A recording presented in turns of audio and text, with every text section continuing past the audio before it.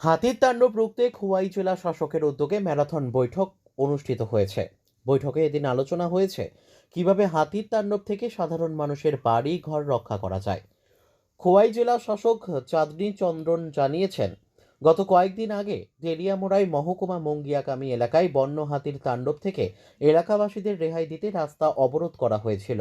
এলাকাবাসীদের দাবি ছিল, মতি নামে এক বন্য হাতি রয়েছে, সেই হাতিটি মঙ্গিয়াকামী এলাকায় ঘরবাড়ি তছনছ করে দিচ্ছে। তার থেকে এলাকাবাসীকে মুক্তি দেওয়ার দাবি উঠেছে। তাই এর জন্য আজ ম্যারাথন বৈঠক অনুষ্ঠিত হয়েছে।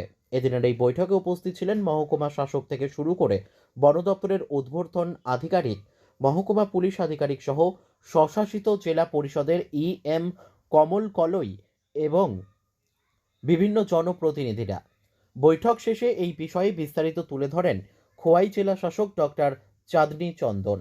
19 तारीख मुंगेकामी में एक रोड ब्लॉक हुआ था एलिफेंट इश्यू को लेके।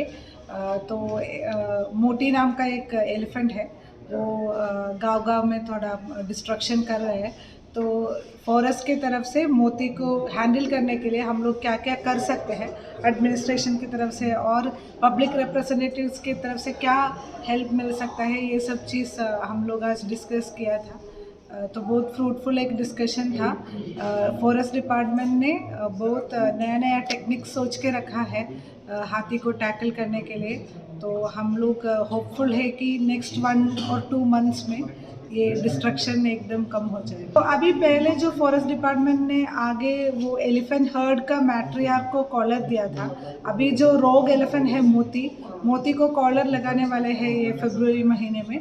तो फिर मोती का जो मूवमेंट्स है वो एक्जैक्टली हमें पता चलेगा, एवरी हाफ एन आवर उसका इंफॉर्मेशन आएगा। फिर लोगों को मोबिलाइज करके वो गांव आने का आगे ही उनको वापस ये भेजेगा। और सोलार फेंसिंग और कुछ कुछ स्मेल से हाथी को हटाने के लिए तो बहुत सारा चीज़ हम लोग अभी ट्राई कर रहे हैं। Bureau report, news daily Bharat.